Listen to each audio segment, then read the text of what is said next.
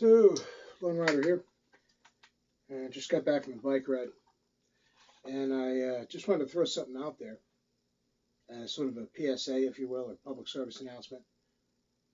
Unless you're one of those strange people who was born without thumbs, you should be using a turn signal.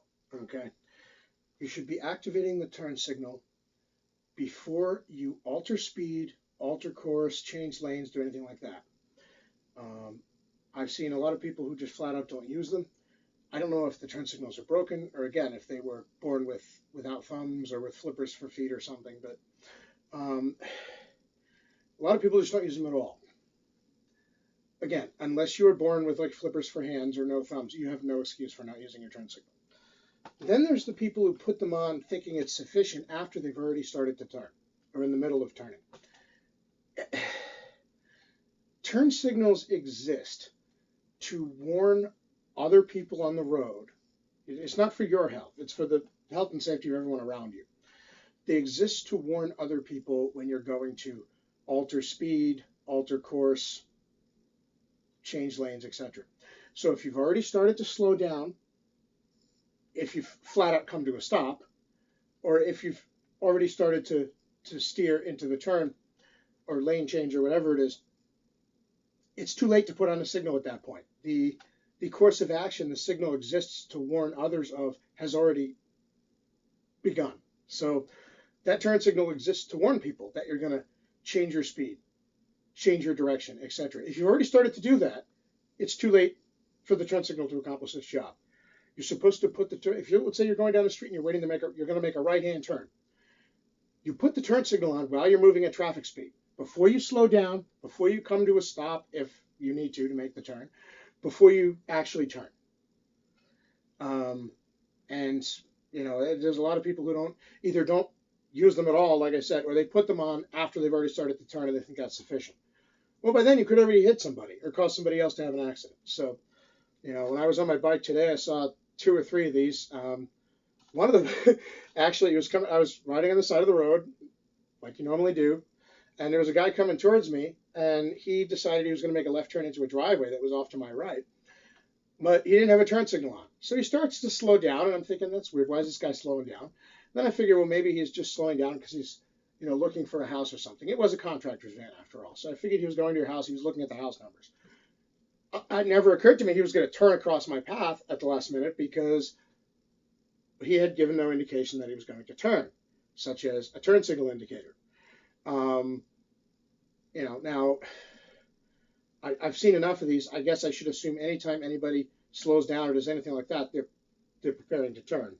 But the point is, okay, so then I was left with a choice. If he's going to make a right turn, it doesn't affect me because I'm on the other side of the road. This was a vehicle coming towards me. So if he's making a turn to his right, big whoop, it doesn't matter. Now if he's making a left turn, that's, you know.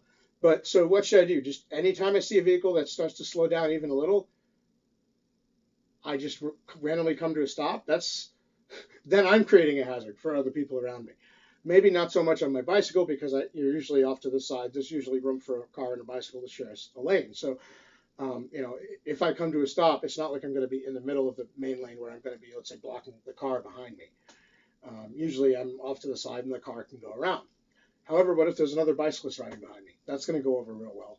Or anything. I mean, just stopping and starting in the middle of the street for no reason is a bad idea, right?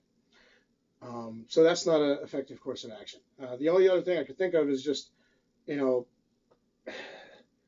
people have to use their turn signals. And maybe you don't care if you hurt other people. Maybe you don't care if you hit somebody riding their bike. Maybe you don't care if you crash into a sedan and kill a family of 4. Maybe you don't care if you hit a school bus and kill 5 kids.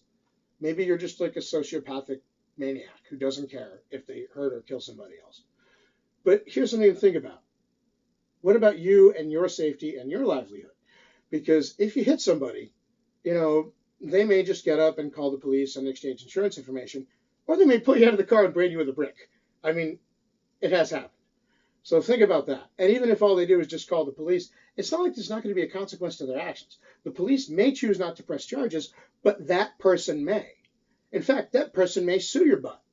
So, you know, you may not care if you injure or kill somebody, but again, there may be an effect to you. They may take it out on you, which I'm not encouraging, by the way, but I'm saying that, when you're physically hit by a car and thrown through the air, there's a lot of adrenaline running. There's a fight or flight response. I've got up off the ground, quite convinced I could duke it out with Mike Tyson or, outrun a mountain lion because there's that much adrenaline pumping. You've just been thrown 20 feet through the air.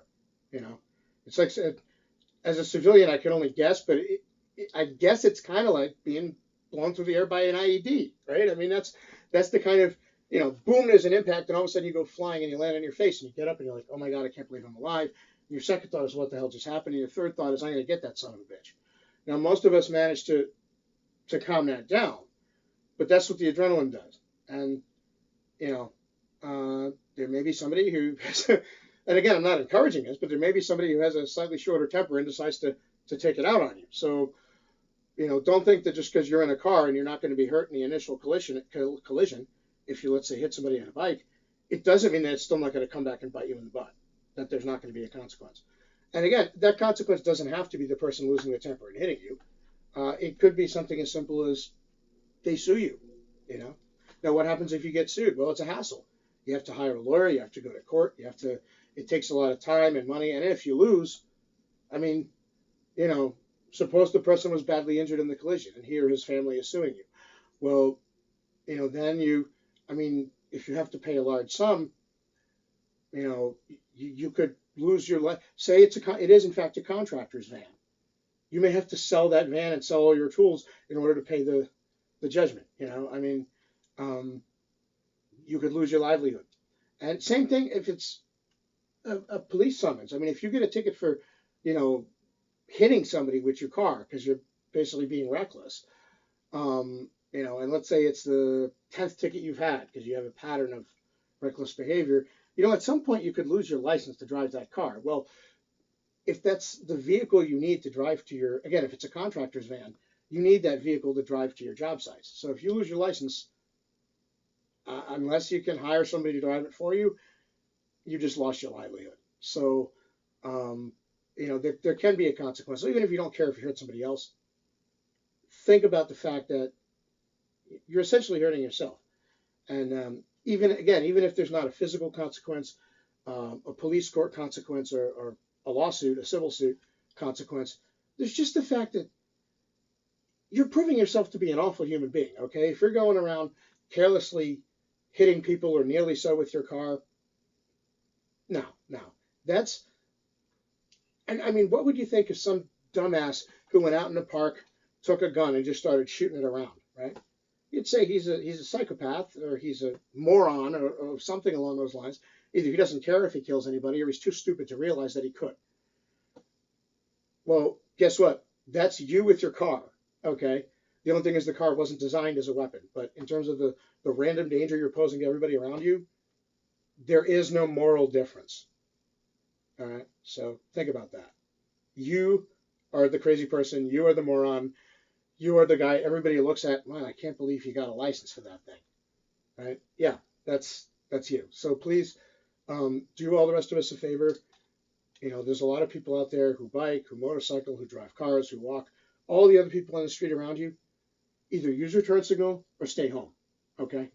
Because you're not helping. Lone Rider out.